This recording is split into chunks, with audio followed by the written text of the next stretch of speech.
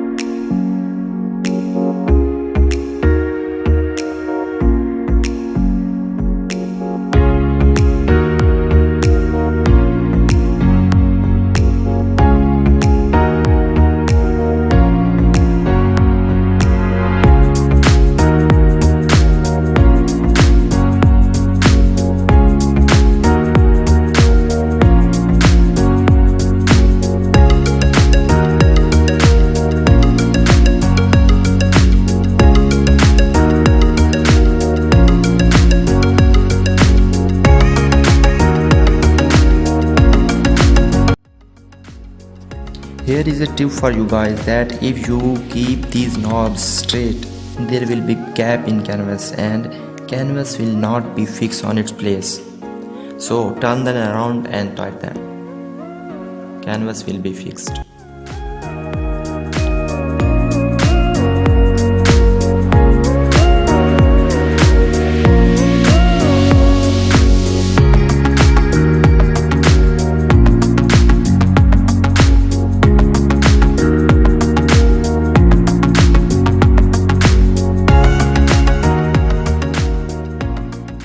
So here it is.